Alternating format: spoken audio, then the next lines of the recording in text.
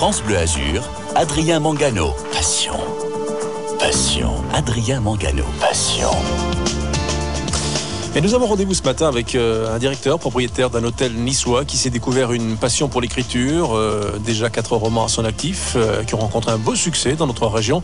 Pascal Marmet est avec nous, bonjour. Bonjour. Et comme le veut la coutume de cette émission, avant d'évoquer votre passion, nous allons faire une escale au pays des souvenirs, un petit peu votre enfance, et vous demander s'il y avait déjà dans la famille des amoureux des livres, de l'écriture.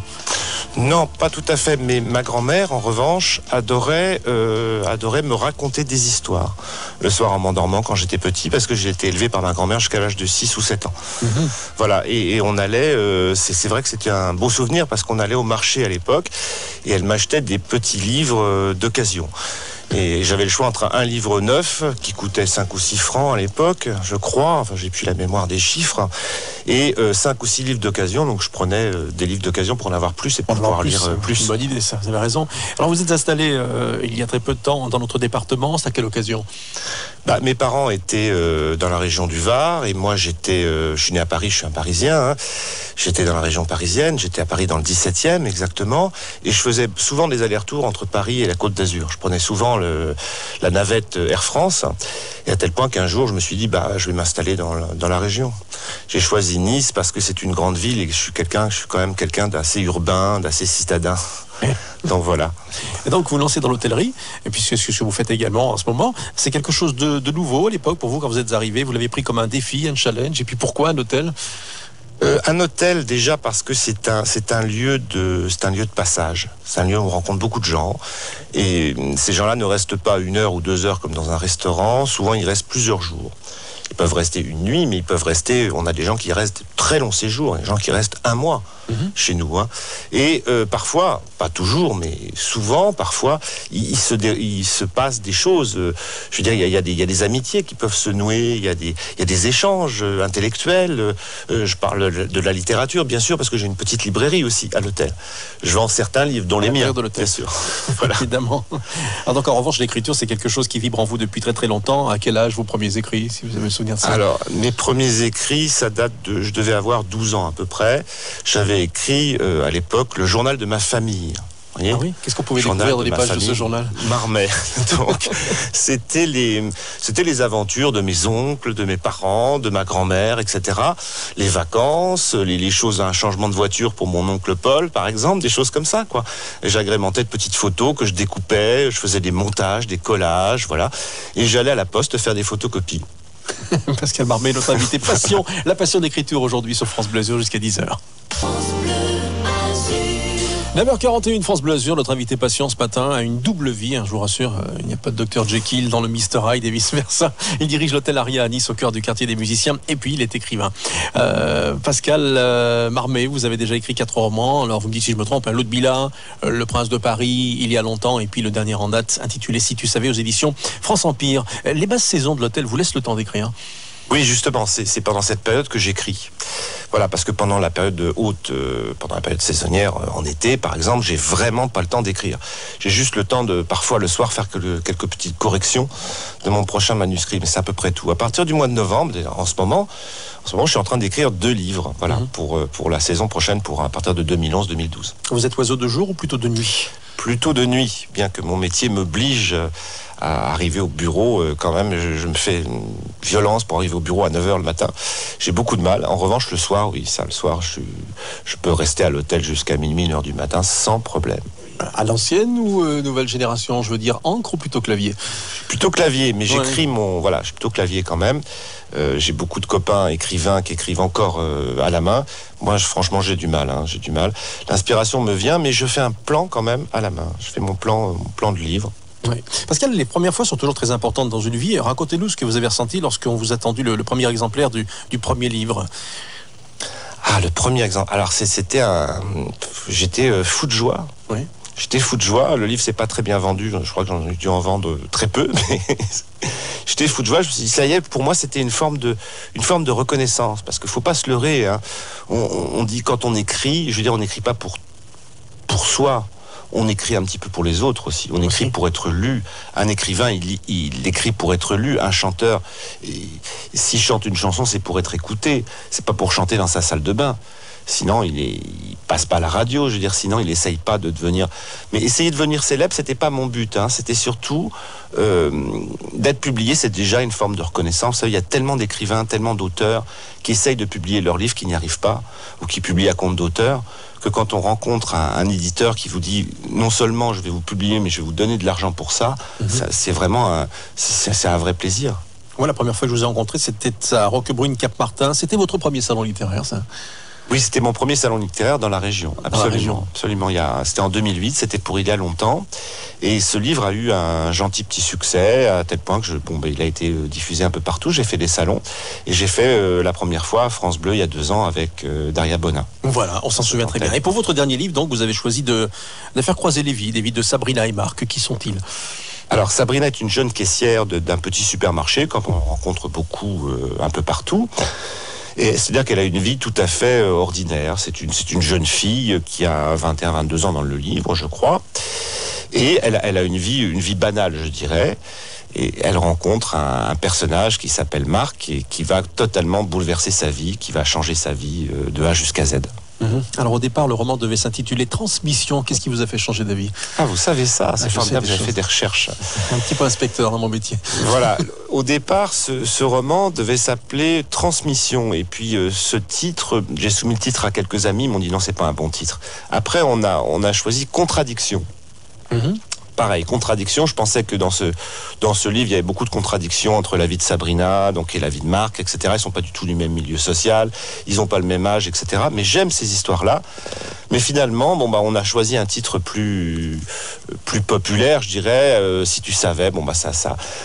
On le retient plus facilement. Avec les 3 petits points. Avec les 3 petits points. Alors justement, le choc des différences sociales et d'âge, vous en parliez. C'est quelque chose que l'on retrouve souvent dans vos histoires. Pour quelle raison? J'aime bien déjà parce que ça fait matière, ça donne matière à écrire, si vous voulez. Si je raconte l'histoire de 2 personnes qui sont du même âge, etc., qui vivent demain dans la même condition sociale, qui ont la même profession, c'est trop facile et ça n'intéresse personne. Puis c'est la vie de millions de gens. Donc j'essaye de raconter des amours un petit peu compliqués, un petit peu à part, un petit peu différentes. Voilà, et j'essaye d'agrémenter donc ces histoires en mêlant donc des différences d'âge, des différences de niveau social. Pourquoi pas, c'est pas le cas dans celui-là, mais des différences aussi de couleur de peau, etc. Je pense que ça fait avancer les choses, tout simplement. Et je pense que c'est une façon, c'est le seul contenu philosophique que j'ai dans mes livres, c'est une façon d'avancer les choses, c'est un message de tolérance, d'amour et de paix. Oui, et moi c'est mon livre de chevet, je trouve que c'est plus un conte de fées qu'un roman d'ailleurs. C'est un conte de fées, mais bon, il se passe pas mal de choses quand même. C'est pas qu'un conte de fées, c'est pas qu'une histoire d'amour non plus. Il y a beaucoup de rebondissements. C'est un livre aussi d'aventure. C'est un livre aussi initiatique pour la jeune Sabrina. Elle fait un parcours initiatique en fait. Elle part de Biarritz, qui est le sud-ouest. Oui. Elle va s'installer dans notre belle région. Elle va aller travailler à Grasse, chez un vrai parfumeur qui existe également. On va en parler. Je vais vous faire évidemment. Alors ce n'est pas du hasard si l'histoire débute à Biarritz avant de rejoindre la Côte d'Azur. Ce sont des vacances avec votre père qui vous ont inspiré le départ du roman, cette Biarritz. Oui, je vous avais dit ça, Adrien, au téléphone, absolument. C'est des vacances que j'ai passées en 2007 ou 2008, il y a 2 ans, avec mon papa, effectivement, à Biarritz. Et on est allé on a fait une cure de thalassothérapie, c'était un vrai bonheur. Ça nous a remis en forme, voilà. Et on a été dans un très bel hôtel avec vue sur le fameux rocher de la Vierge. C'est ça que j'en parle dans mon livre, parce que ça, je l'ai vécu, je l'ai vu et je suis allé également au marché couvert. Voilà, toutes les scènes que j'ai écrites dans le livre à Biarritz existent réellement, bien sûr. Alors, quand on écrit un livre qui en aborde les parfums de Grasse, il faut s'informer un minimum. Les fragrances, c'est un milieu que vous connaissez bien maintenant? Oui, j'ai passé beaucoup de temps avec mon ami Jean-Pierre Roux, donc le PDG de Gallimard, à Grasse, bien sûr, dans notre belle région, Adrien. Et j'ai passé beaucoup de temps également avec des nez de la parfumerie Gallimard. Et j'ai écrit ce livre avec l'étroite collaboration. J'ai même mis dans le livre la complicité de la parfumerie Gallimard. On a eu une grande complicité tous les deux. Et il faut savoir que c'est très intéressant. J'ai appelé aussi ce livre Si tu savais, parce que c'est un total hasard. J'ai choisi ce titre, Si tu savais. Au départ, ça devait s'appeler Si tu savais Sabrina. Et puis quand j'ai rencontré Jean-Pierre Roux, il m'a appris qu'en 2004, il avait créé un parfum qui s'appelait Si tu savais, 3 petits points. Donc on a changé le titre, encore une fois, j'ai un gros problème avec les titres. À chaque fois, je change les titres 5-6 fois en cours de route. On a enlevé le Sabrina, bon, qui reste quand même l'héroïne du livre, et on a mis 3 petits points pour coller au parfum, parce qu'il y a un parfum actuellement qui est en vente et qui marche bien, qui s'appelle Si tu savais. Qui porte le nom de votre livre. Pascal Marmet, notre invité passion, c'est jusqu'à 10h sur France Bleu. 9h52, Pascal Marmet est un Niçois d'adoption, directeur et propriétaire de l'hôtel Aria à Nice, dans le quartier des musiciens. Il se passionne pour l'écriture depuis l'âge de 12 ans, et son dernier roman, en date, intitulé Si tu savais, aux éditions France Empire. Est-ce que c'est facile de trouver un éditeur ? Alors au tout début, c'est très difficile. C'est très difficile, c'est une galère. Moi, je sais que j'avais envoyé énormément de manuscrits. J'avais acheté même un livre qui s'appelait l'Annuaire des éditeurs. Oui. C'est pour vous dire. Hein. Et j'avais fait pour mon premier roman plus de 500 envois. Donc ça m'a coûté très cher à la poste. Beaucoup de réponses. Beaucoup de réponses. Même négatives, on vous répond quand même. Oui, enfin, on me répond à 50%. On nous répond mais par des lettres formatées. Mais c'est très difficile. Et la rencontre avec Jean Castarède s'est fait lors d'une soirée. Donc ça s'est pas du tout passé. J'ai pas du tout envoyé mon manuscrit par la poste, etc., etc. Voilà. D'accord. Alors vous êtes ce que j'appelle moi un écrivain metteur en scène. Nous n'aurions pas de mal à créer des séquences pour en faire une fiction de ce livre. Oui, on me l'a souvent dit. Mais d'ailleurs, il y avait un producteur qui était intéressé pour monter cette histoire en film. Oui. Parce que et puis vous savez les budgets, les choses. Bon, c'est en cours. Hein, vous savez, ça se fait pas comme ça. Hein, c'est pas facile.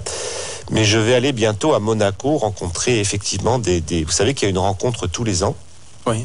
À Monaco entre des écrivains et des metteurs en scène, bien des sûr, cinéastes. Nous sommes partenaires de ce rendez-vous. Vous êtes partenaire. Forum littérature et cinéma. Voilà, alors vous me reverrez peut-être dans ce festival-là, parce que je vais aller effectivement à Monaco, parce que ce livre-là, c'est vraiment un vrai scénario de cinéma. Ça, on me l'a souvent dit.